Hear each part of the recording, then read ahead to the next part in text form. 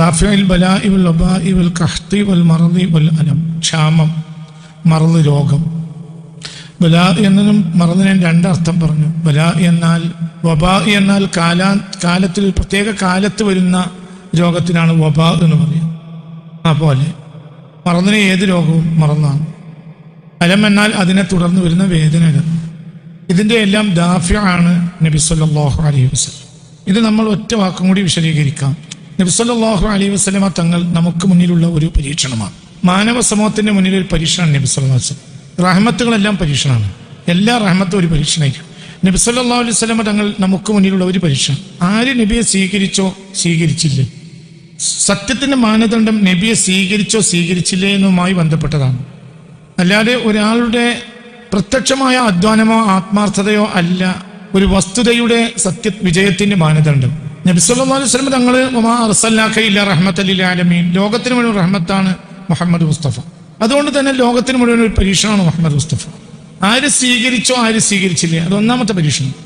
രണ്ട്, സ്വീകരിച്ചവർ തന്നെ അതിന്റെ അളവിൽ എത്ര സ്വീകരിച്ചു എത്ര സ്വീകരിച്ചില്ല, അവിടെയും പ്രശ്നം.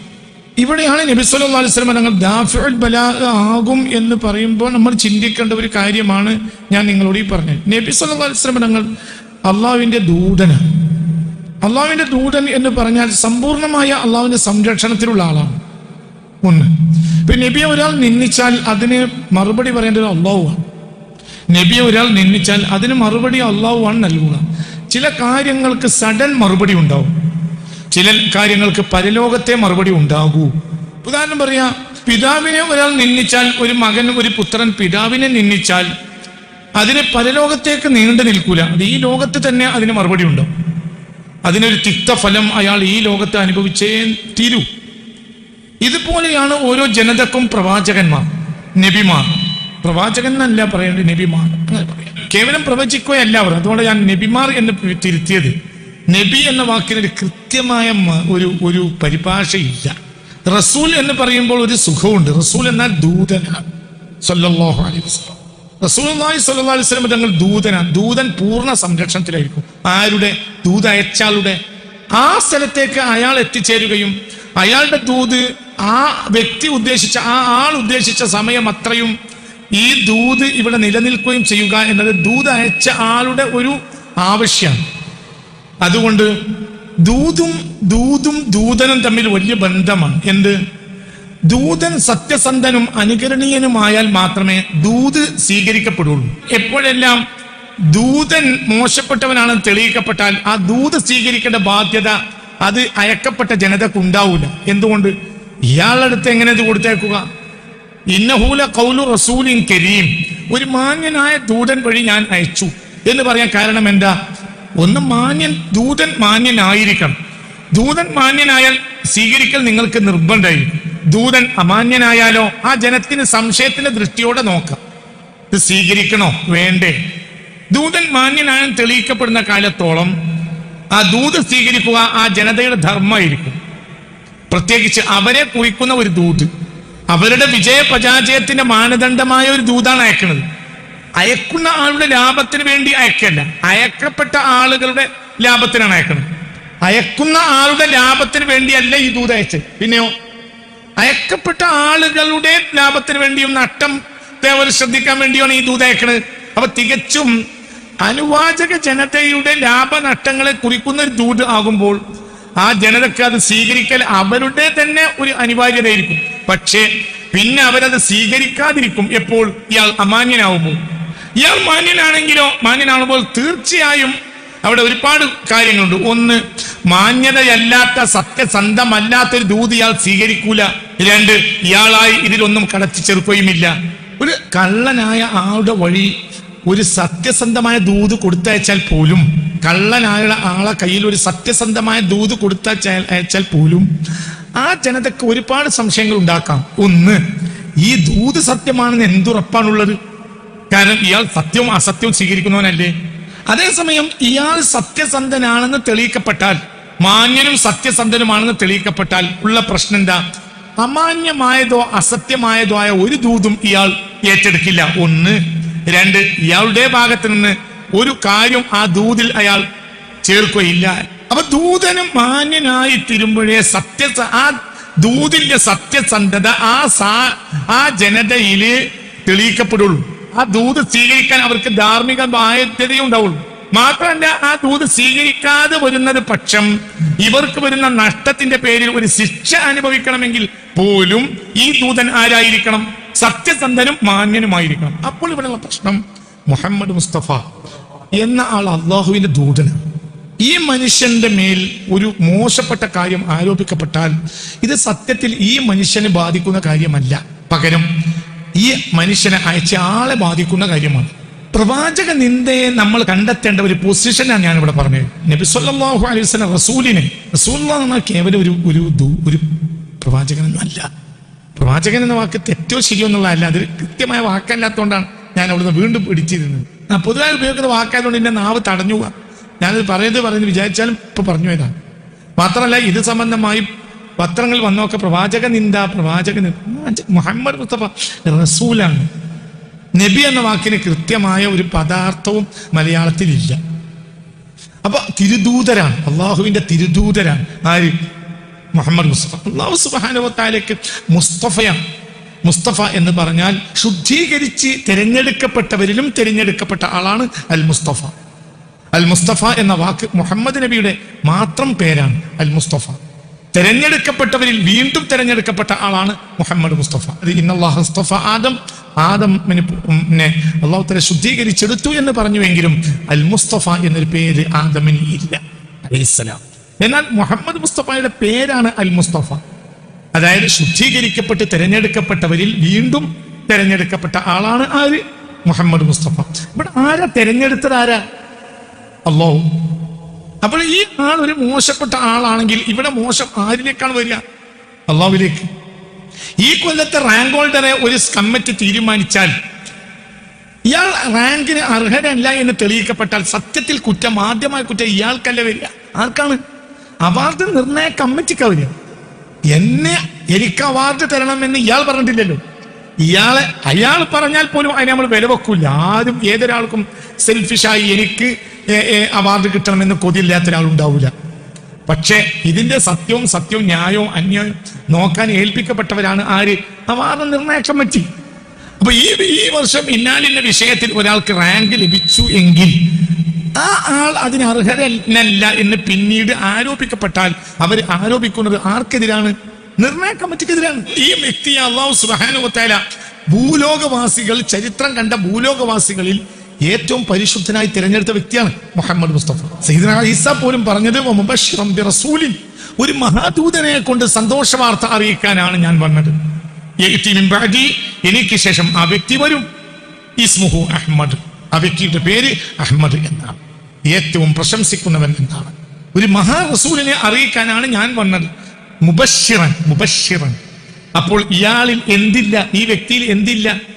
സന്തോഷഭരിതമാകാത്ത ഒന്നുമില്ലെന്ന് സയ്യിദുനാ ഈസ. അയാളിൽ കറുപ്പും വെളുപ്പും വരും എന്നല്ല, അയാളിൽ ശരിയും തെറ്റും വരും എന്നുമല്ല. മുബശ്ശിറൻ വമുഖ്ബിറൻ എന്ന് പറഞ്ഞ വാക്കും മുബശ്ശിറൻ എന്ന വാക്കും രണ്ടർത്ഥമാണ്. മുഖ്ബിറൻ, ഞാൻ അറിയിക്കാൻ വന്നതാണ് എന്നാവും. പക്ഷെ മുഖ്ബിറൻ എന്നല്ല പറഞ്ഞത്, മുബശ്ശിറൻ, ഞാൻ സന്തോഷ വാർത്ത അറിയിക്കാൻ വന്നതാണ്. അപ്പോൾ ഇഖ്ബാറുമുണ്ട്, തബ്ശീറുമുണ്ട് മുബശ്ശിർ എന്ന വാക്കി. മുഖ്ബിറിൽ ഇഖ്ബാറേ ഉള്ളൂ, മുബശ്ശിറിൽ ഇഖ്ബാറുമുണ്ട്, തബ്ശീറുമുണ്ട്. അപ്പോൾ സന്തോഷമരിതമല്ലാത്ത ഒരു കാര്യവും ഈ വ്യക്തിയിൽ ഇല്ല, ഈ മഹാന് മുഹമ്മദ് മുസ്തഫ. അപ്പോൾ ഈ മനുഷ്യനെ ഒരു വ്യക്തി നിന്ദിക്കുമ്പോൾ അയാൾ ആരെയാണ് നിന്ദിച്ചത്? അള്ളാഹുവിനെ. എന്തുകൊണ്ട്? ഈ മനുഷ്യനെ മുബശ്ശിറാക്കിയത് റസൂലായ മുബശ്ശിറാണിത്. ഈ റസൂലായ ആളെ കുറിച്ചാണ് ഞാൻ പറയാൻ വന്നത്. അപ്പോൾ ഇയാൾ ദൂതനാണ്. ഈ വ്യക്തി മുഹമ്മദ് മുസ്തഫ. മുഹമ്മദ് എന്നൊരാൾ ഇവിടെ വരുമെന്ന് പറയാനല്ല ഞാൻ വന്നത്, റസൂലായി വരുമെന്നാണ്. റസൂൽ എന്നാൽ അള്ളാഹുവിന്റെ തിരുദൂതരാണ്. അപ്പോൾ ഈ ആളെ റസൂലാക്കിയത് ആരാണ്? അള്ളാഹുവാണ്. മാത്രമല്ല റസൂലൻ, ഒരു മഹാനായ റസൂൽ.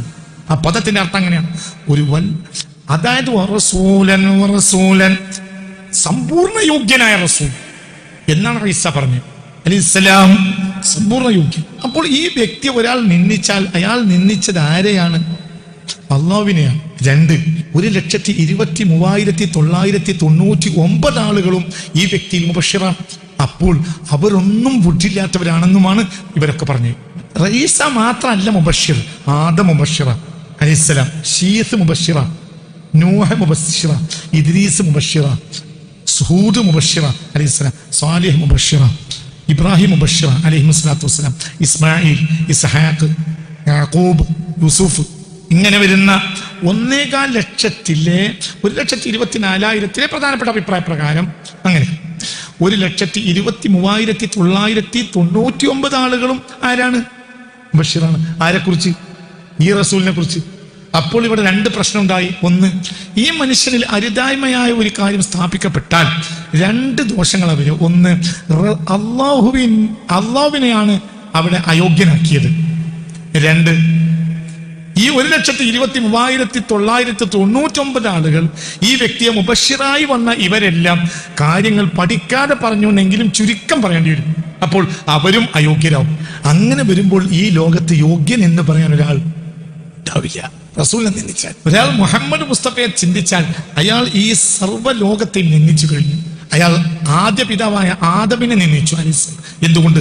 ആദമു മുബശ്ശിറാണ്. ആരുടെ? മുഹമ്മദ് മുസ്തഫയുടെ. 950 കൊല്ലം സത്യത്തിലേക്ക് മാത്രം പ്രബോധനം നടത്തിയ നൂഹിനെ നിന്ദിച്ചു അലൈഹിസ്സലാം. എന്തുകൊണ്ട്?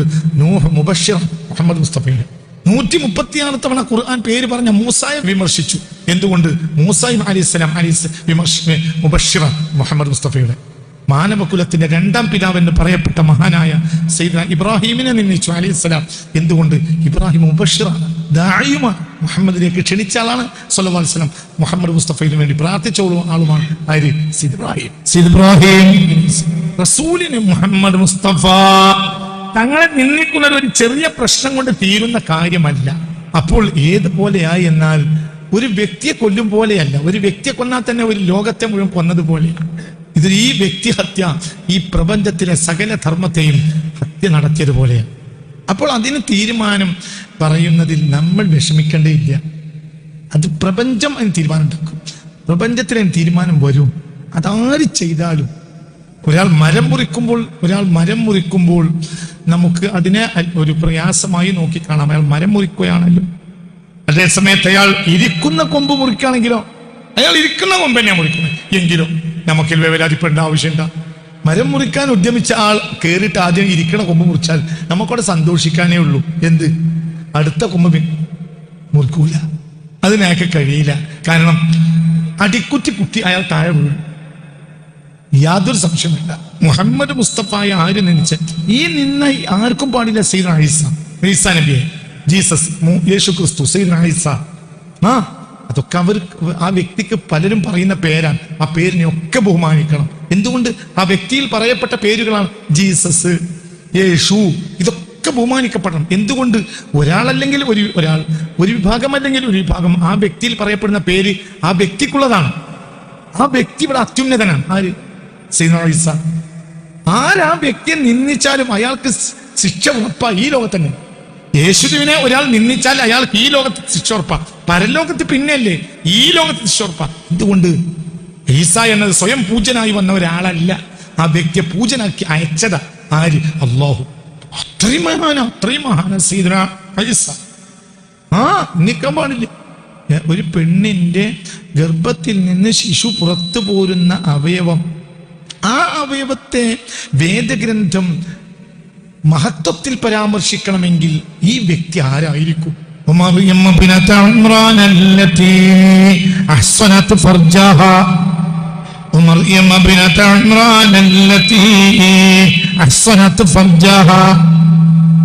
ഇമ്രാന്റെ മകൾ മറിയം അല്ലത്തി അഹ്സനത് ഫർജഹ. എല്ലാ വൃത്തികേടിനെ തൊട്ടും തന്റെ ലൈംഗികാവയവത്തെ ആ പെണ്ണ് സംരക്ഷിച്ചു പോന്നു. നമ്മുടെ പ്രത്യേക ആത്മാവിൽ നിന്ന് നാം അതിലേക്ക് ഊതുകയും ചെയ്തു.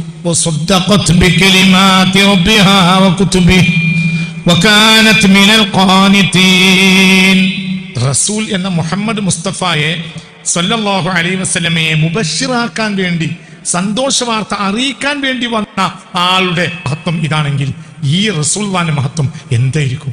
ഒരു മനുഷ്യന്റെ ലൈംഗികാവയവം എന്ന് പറഞ്ഞാൽ വൃത്തികേട് വരുന്ന അവയവമാണ്. എന്നിട്ടാണ് ആ അവയവത്തെ മഹത്വപ്പെടുത്തിയത്.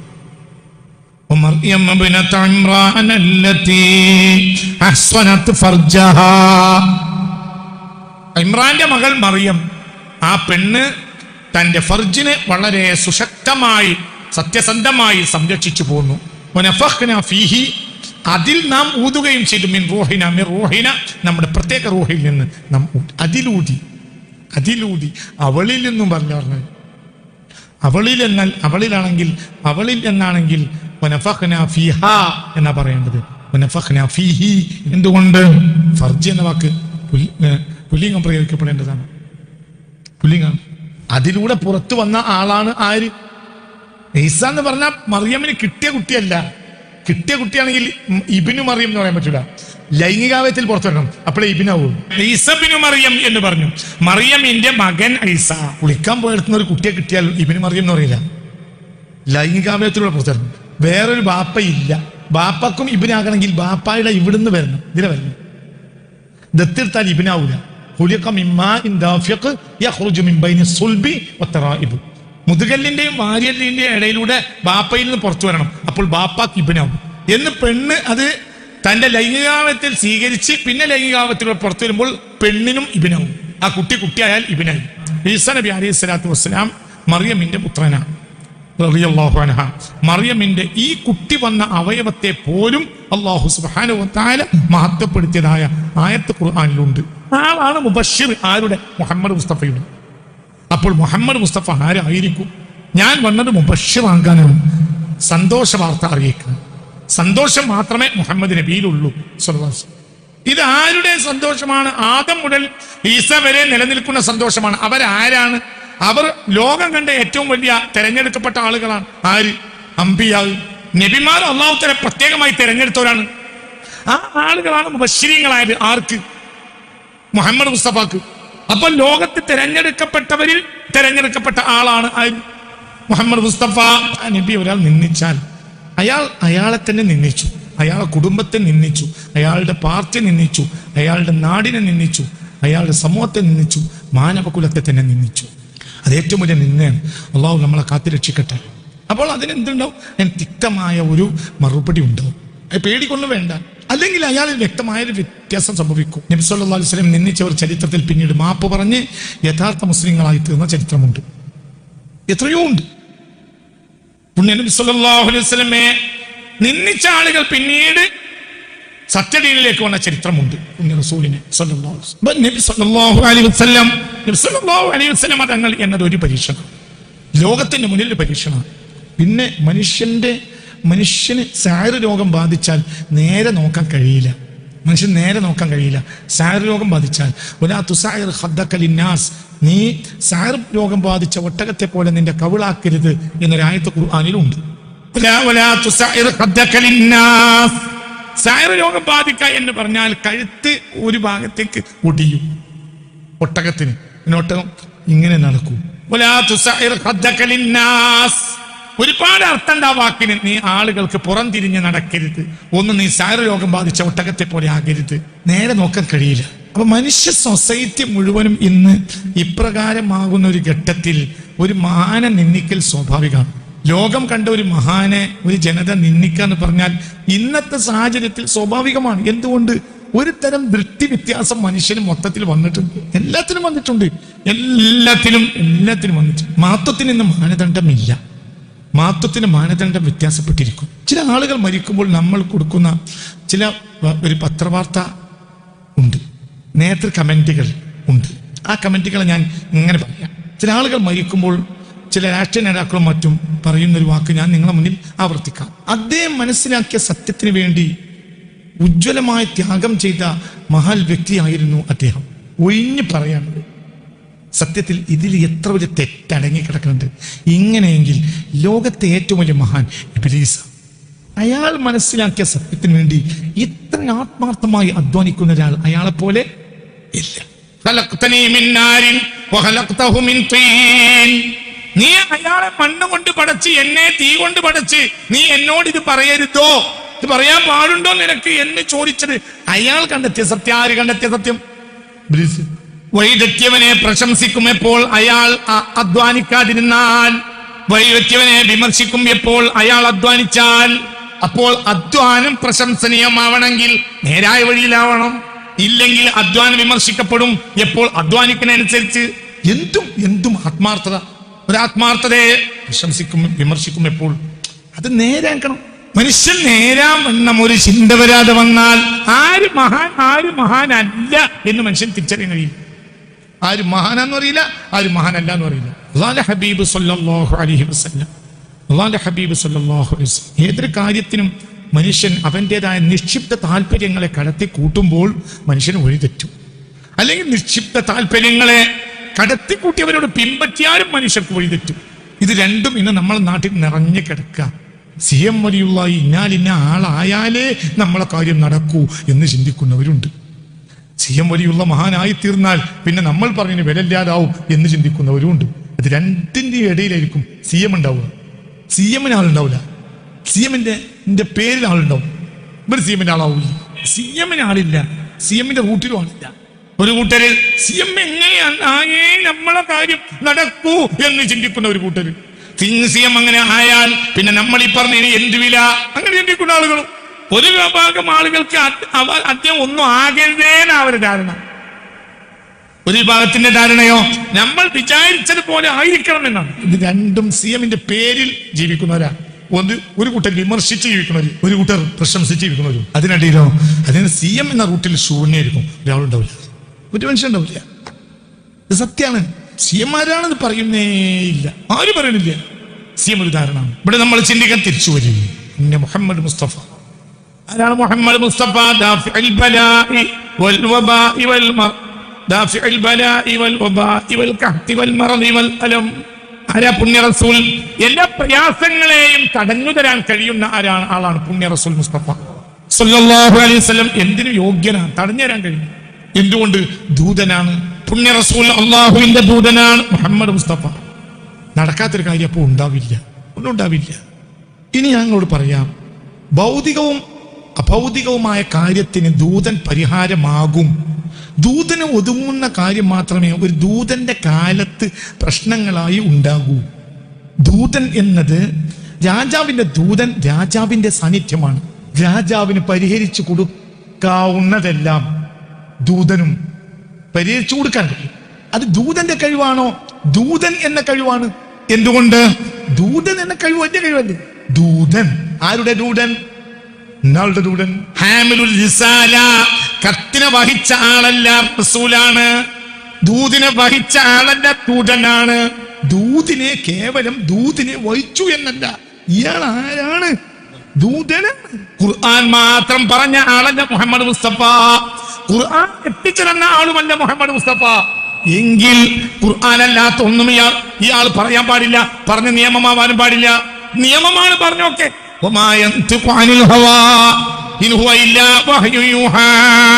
കേവലം ഖുർആൻ മാത്രം തരാൻ വേണ്ടി വന്ന ആളാണോ ആള്? അല്ല.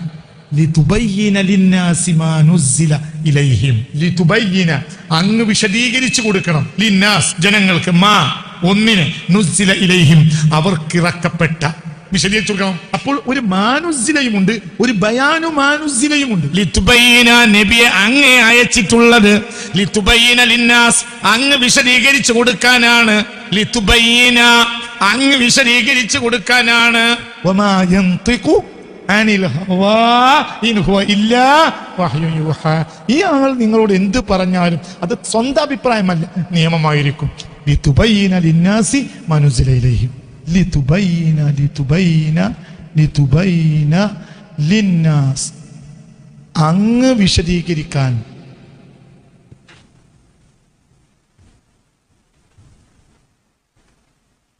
വേണ്ടിയാണ് അങ്ങേ പറഞ്ഞയച്ചത്. സമ്പൂർണ്ണ സത്യസന്ധൻ വിശദീകരിച്ചു.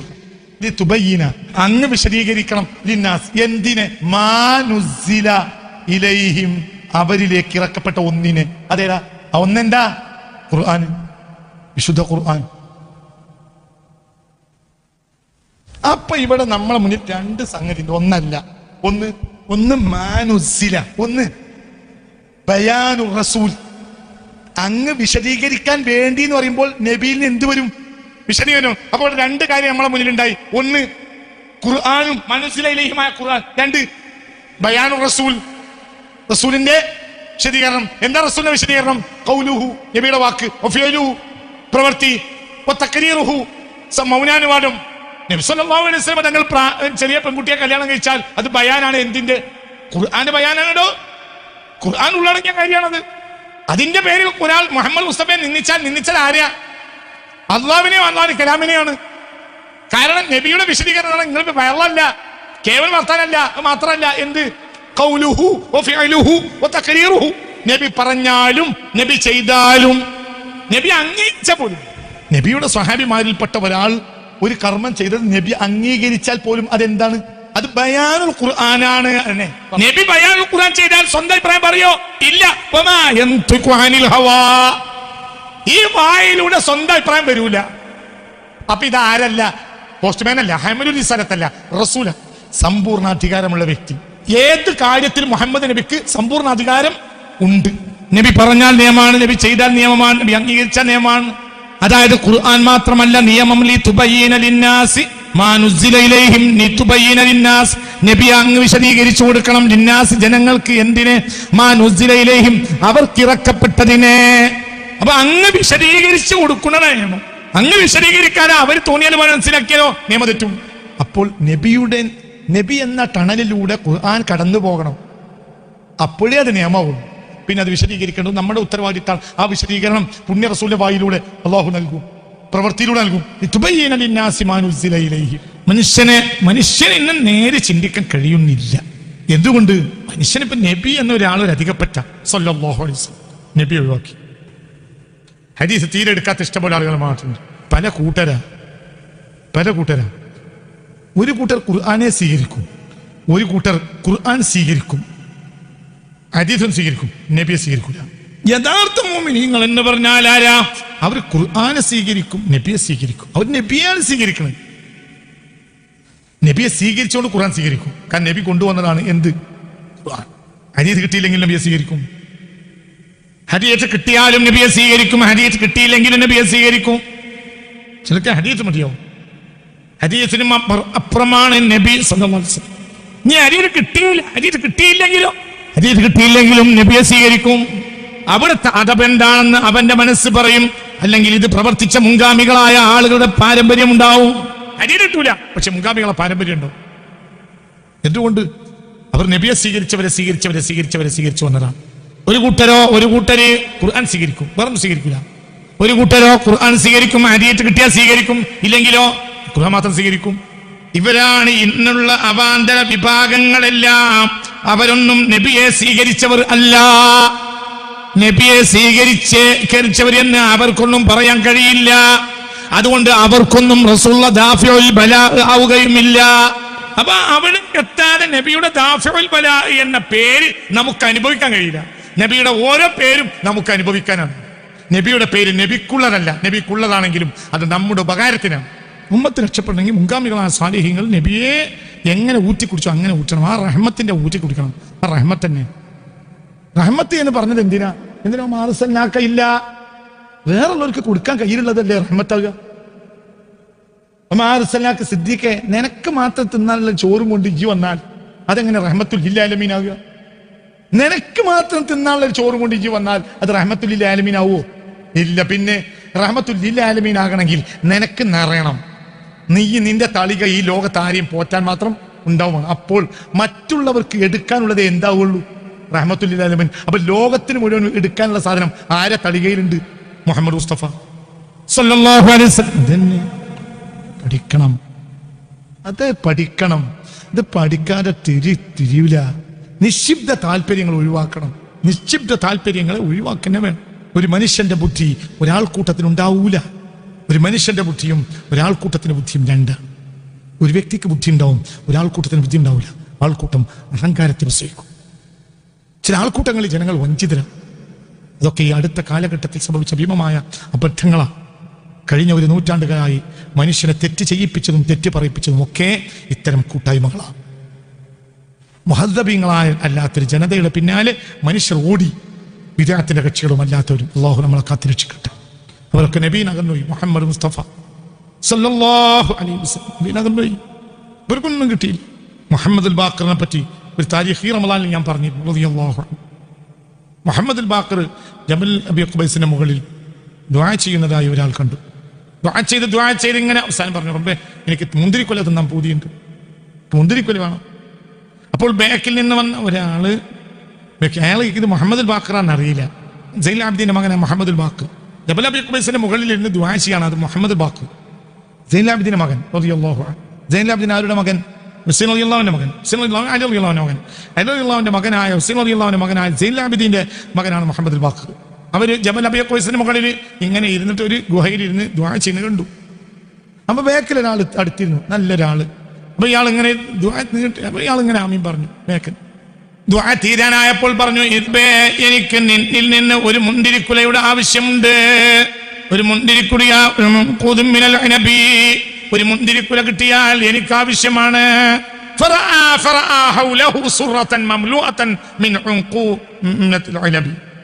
പിന്നെ ഈ ആള് കാണുന്നത് എന്താണ്? ബാക്കിൽ ഒരാൾ ഇരിക്കുന്നുണ്ട്, ഒരു നിറഞ്ഞ ഒരു വട്ടി, ഒരു മെടഞ്ഞ പാത്രം, സുറത്ത്, ഒരു കൊട്ട, ആ കൊട്ട നിറയെ എന്ത്? നല്ല മുന്തിരി. അദ്ദേഹത്തിന്റെ ദുആ കഴിഞ്ഞപ്പോൾ അദ്ദേഹം ആ മുന്തിരിക്കൊട്ട തന്നിലേക്ക് അടുത്തിരുന്നു. അയാൾ തിന്നാൻ തുടങ്ങി. മറ്റേ ആൾ പറഞ്ഞു, എനിക്കും അവകാശമുണ്ട്. സമാധാ എന്റെ അവകാശം ഉണ്ടാ, ഞാൻ അമ്മൻ ദുആയിക്കങ്ങൾ ദുആ കാമി പറഞ്ഞിട്ട് എന്നാളത്തേക്ക്. പിന്നെ അയാൾ പറഞ്ഞു, അല്ലാഹുവേ എന്റെ വസ്ത്രം ദ്രവിച്ച് മുഷിഞ്ഞു പോയിട്ടുണ്ട്, എനിക്ക് പുതിയൊരു കൂട്ടം വസ്ത്രം വേണ്ടിയിരുന്നു. അപ്പോഴത്തിന് ഒരു കൂട്ടം വസ്ത്രം എത്തി, അതിന്റെ തൊട്ടടുത്ത് മടക്കപ്പെട്ട വസ്ത്രം. അങ്ങനെ അദ്ദേഹം എന്ത് ചെയ്തു? മുന്തിരി കഴിഞ്ഞു, ബാക്കി കുറച്ച് മുന്തിരി ഉണ്ട്. വസ്ത്രം മാറ്റി, ഗുഹയിൽ നിന്ന് തന്നെ വസ്ത്രം മാറ്റി, പഴയ വസ്ത്രം അവിടെ വെച്ച് പുതിയ വസ്ത്രം മാറ്റി, ആ പഴയ വസ്ത്രവും ഈ മുന്തിരിക്കൊലയും എടുത്തു പുറത്തേക്ക് ഇറങ്ങി. അപ്പൊ ഇയാളും ഇറങ്ങി. ജബൽ അബി ഖുബൈസിന്റെ മല ഇങ്ങനെ ഇറങ്ങി, ആ കഅബയുടെ അടുത്തേക്ക് ഇങ്ങനെ ഇറങ്ങി വരുന്ന സന്ദർഭത്തിൽ ഒരാളെ കണ്ടു. ആ ആൾക്ക്, നിങ്ങൾ ആ വസ്ത്രം എനിക്കെന്നാളിതാണ്, വേഗം എന്ത് ചെയ്ത് ആ വസ്ത്രം മുന്തിരിക്കൊല അയാൾ കൊടുത്തു. ഇറങ്ങ. അപ്പൊ ഇയാളോട് ഇയാൾ ചോദിച്ച്, ആ വൈബോക്കനോട് നിങ്ങൾ ഇങ്ങനെ ധൈര്യമായി സംസാരിക്കുന്നു, മൻഹാദാ, ഇയാൾ ആരാ? അതാ മുഹമ്മദുൽ ബാഖർ, മുഹമ്മദുൽ ബാഖർ ആണല്ലോ. അപ്പോഴാണ് മറ്റേക്കിത് മുഹമ്മദുൽ ബാഖറാണ് മനസ്സിലായി. അലി റളിയല്ലാഹുവിന്റെ പേരക്കുട്ടിയാണ് ആര്? മുഹമ്മദുൽ ബാഖർ റളിയല്ലാഹു അൻഹു. എന്ത്? അവർക്ക് നടക്കാത്തൊരു കാര്യമില്ല. എന്തുകൊണ്ട്? അവർ ആഴത്ത് നീമ്പിയെടുക്കും, കാട്ടിക്കൂട്ടല്ല. അതിന്റെ അപ്പുറത്തേക്ക് വേണ്ട. 30,000 സ്വർണ്ണ നാണയങ്ങൾ അവർ കിഴി ഒരാൾ ഇബ്രാഹിം അദ്ദേഹത്തിന് കൊടുത്തപ്പോൾ ഇതുകൊണ്ട് ബുദ്ധിമുട്ടിയിട്ടാണ് ഞാൻ പോകുന്നത്, രണ്ടാമത്തെ ബുദ്ധിമുട്ടിക്കലായിരുന്നു. അപ്പൊ നിങ്ങൾ മുഹ്താജല്ലേ ചോദിച്ചു? അല്ലാറും. ആവശ്യക്കാരാണ് ചോദിച്ചു? അല്ലാറും. പിന്നെ ഞാൻ മുതലാളി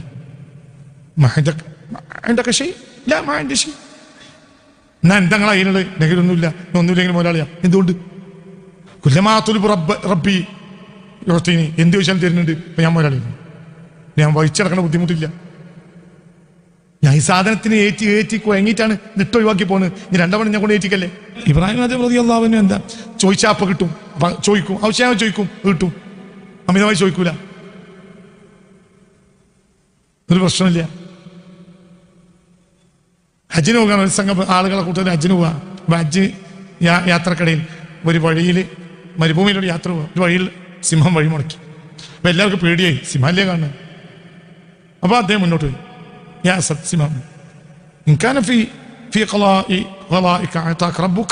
നിനക്ക് പഠിച്ചോ ഇന്ന് തന്ന ഭക്ഷണത്തിന്റെ ലിസ്റ്റിൽ ഞങ്ങൾ ഉൾപ്പെട്ടിട്ടുണ്ടെങ്കിൽ ഇപ്പൊ തെക്കുല്ല, ഞങ്ങളെ തിന്നാളാം.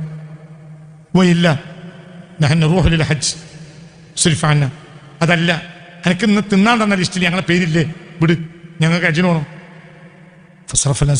ഫസദ് കൂടുതൽ മാറി. എന്നോട് അസന്റെ ലിസ്റ്റിൽ പേരില്ല. മനസ്സിലായി? അസദിനോട് പറഞ്ഞ വർത്താനം. ഇന്ന് പടച്ചോൻ എന്റെ വിശപ്പടക്കാൻ തന്ന ലിസ്റ്റ് ഉണ്ടല്ലോ, ആ ലിസ്റ്റിൽ ഞങ്ങളെ പേരുണ്ടോ? ആയിക്കോട്ടെ, അറബിനക്കള അങ്ങനെയാണ്, ഞാൻ എന്റെ പള്ളം പോയി പോയില്ല. നിനക്ക് ഇന്ന് പടച്ചോൻ തന്ന ലിസ്റ്റിൽ ഞങ്ങളെ പേരില്ലേ? ഫസിരിഫാന വൈന്ന് മാറി, ഞങ്ങൾക്ക് പോകേണ്ട ഹജ്ജിന് പോവാണ്. അപ്പൊ അസദൻ മാറി കൊടുത്തു. മക്കൾ പോയി. എന്ത്? അവരല്ലാതെ ആളുകൾ അവർക്ക് അള്ളാഹു റസൂൽ എന്നൊക്കെ പറഞ്ഞ മനസ്സിലായില്ലേ? അവരങ്ങനത്തെ ആളുകളാണ്. അവരായത്തിനും ഈ ചീന്തിയെടുക്കാൻ തയ്യാറാണ്. എത്ര അടിയിലുണ്ടെങ്കിൽ വലിച്ചെടുക്കും. നമ്മളെ പോലെ ഫോട്ടോ കാട്ടിയിട്ട് പത്രത്തിൽ കൊടുക്കല്ല. ഇത് തന്നെ ദാഫി. നബി സല്ലല്ലാഹു അലൈഹി വസല്ലം ഒരാൾക്ക് ദാഫി ആകണമെങ്കിൽ അയാൾ നബിയിലാകണം. നബിയോ? നബി അല്ലാഹുവിലാണ്. നബി അല്ലാഹുവിലാണ്. നബി അല്ലാഹു അവസാനിപ്പിച്ചു ഒറ്റ വാക്ക്, നബി അല്ലാഹുവിലാണ്.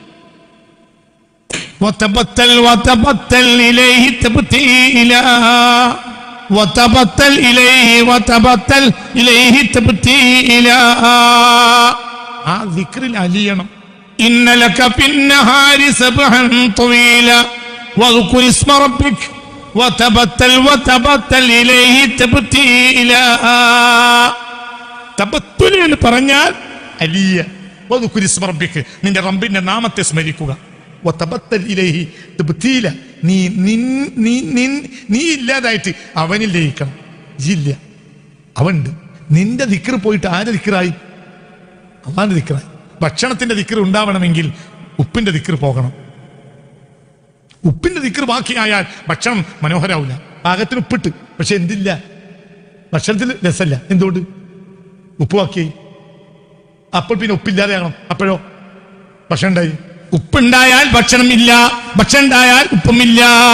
ഉപ്പുണ്ടോ ഭക്ഷണമില്ല, ഉപ്പ് അരിയില്ല, അതുകൊണ്ട് ഒന്നും ഭക്ഷണമില്ല. ഉപ്പില്ലാത്ത ഭക്ഷണം തിന്നാൻ കഴിയില്ല. ഉപ്പുണ്ടായി, ഇപ്പൊ അഹങ്കാരിയായി, ഞാൻ അറിയില്ല, ഇവൻ പഠിച്ചോണ്ടാണ് കൂടി, അങ്ങനെ ഞാൻ പൂർണ്ണമായി പഠിച്ചോണ്ട് വിട്ടു കൊടുക്കുന്നില്ല.